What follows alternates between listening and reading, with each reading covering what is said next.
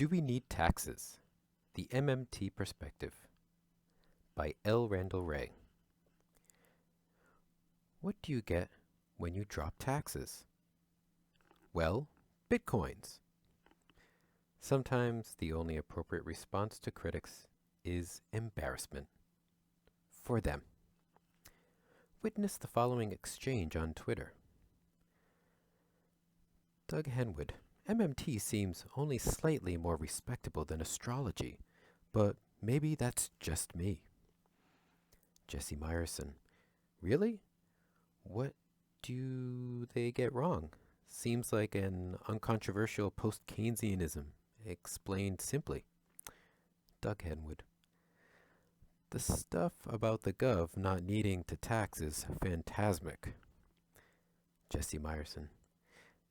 They just say federal taxes are to manage inflation, not finance spending, which is necessarily the prior action. J. Bradford DeLong. Parse MMT carefully, and it turns into the government does not need to tax unless it wants to avoid.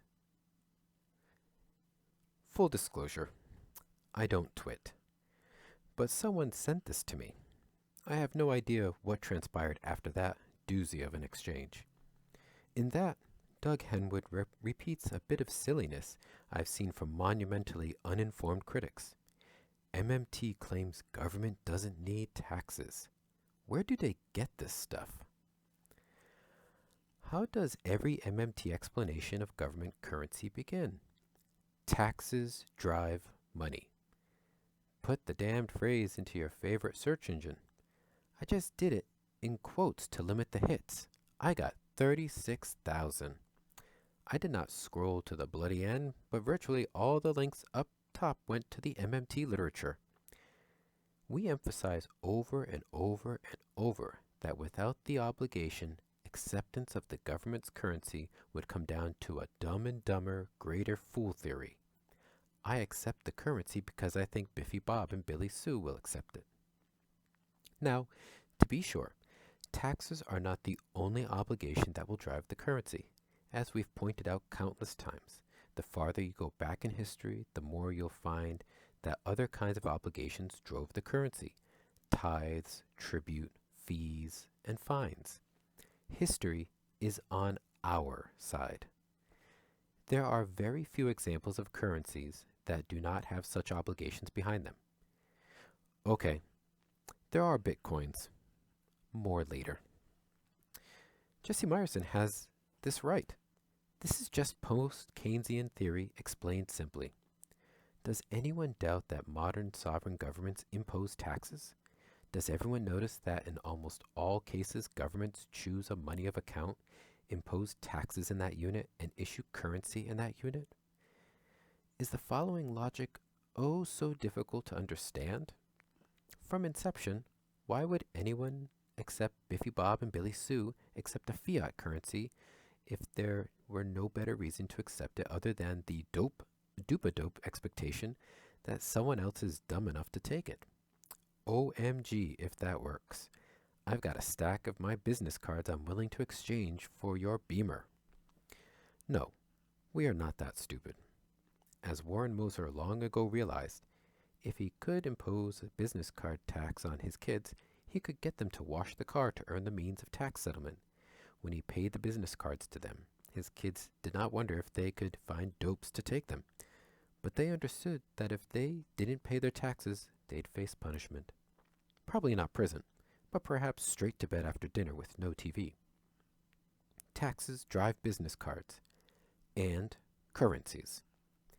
Now, did Warren need to receive his own business cards and tax revenue in order to pay the kids to wash the car? Of course not.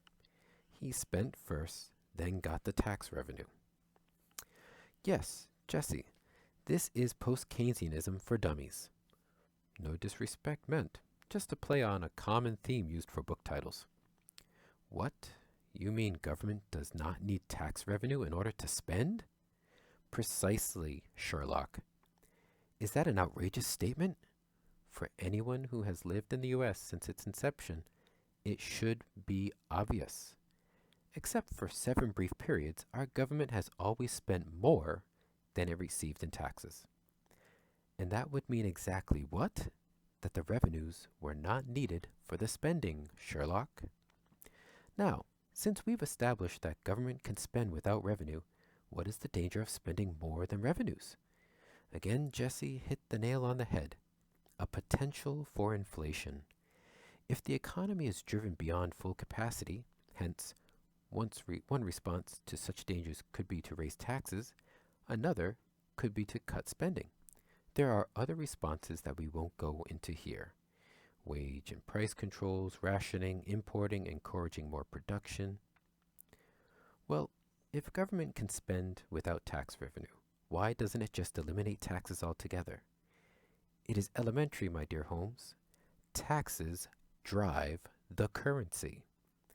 Another way of putting it is that taxes redeem the currency. All issuers of IOUs must stand ready to redeem them. Redemption is important in both monetary and spiritual affairs. Again, this is just good post-Keynesianism. It is actually a basic law of credit.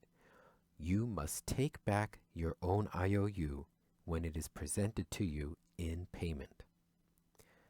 Banks do it too.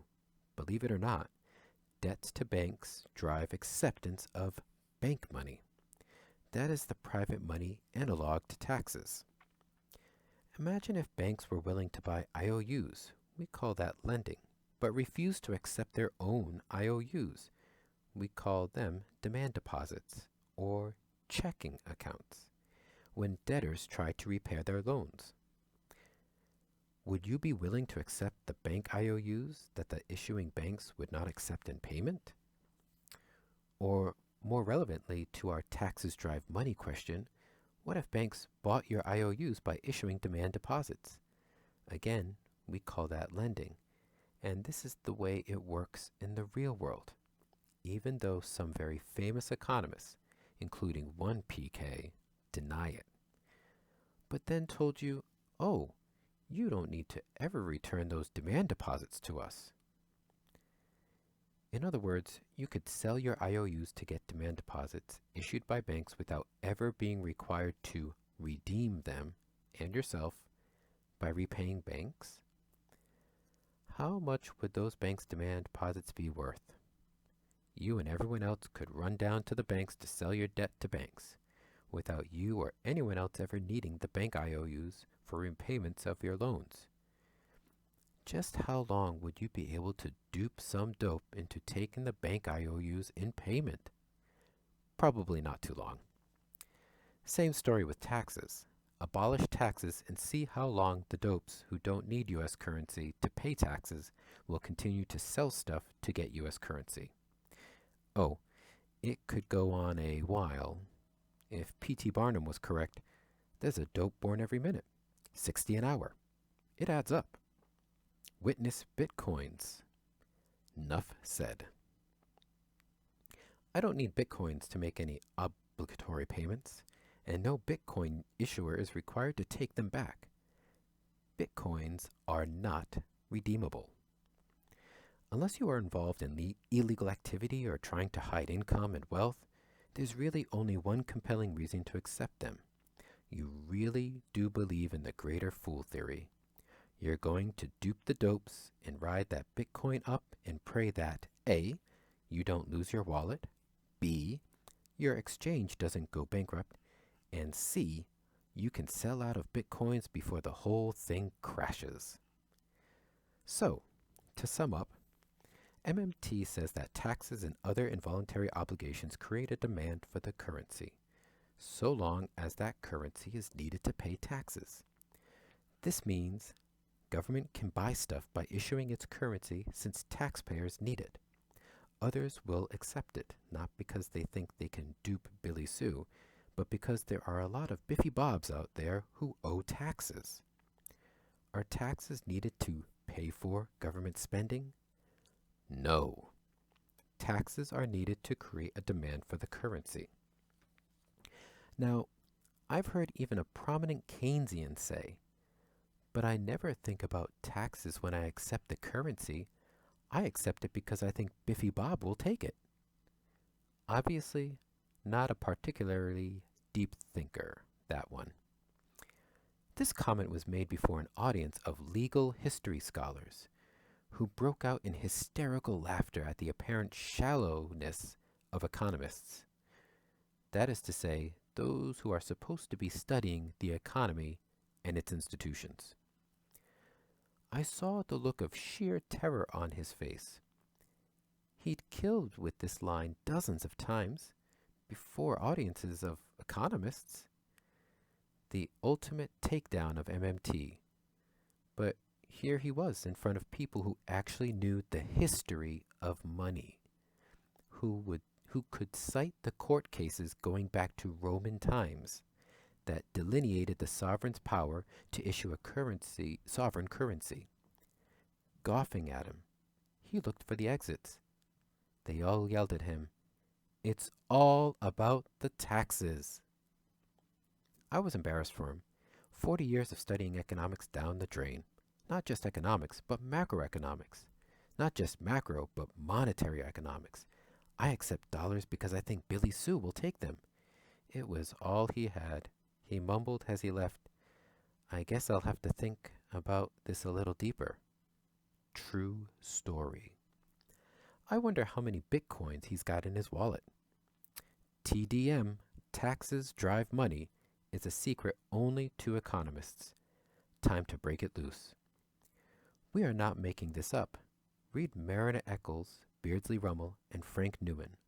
All of them FDR's Fed chairman, president of the New York Fed, and former deputy secretary of the U.S. Treasury, respectively, have said exactly the same things we're saying when we talk about the role of taxes.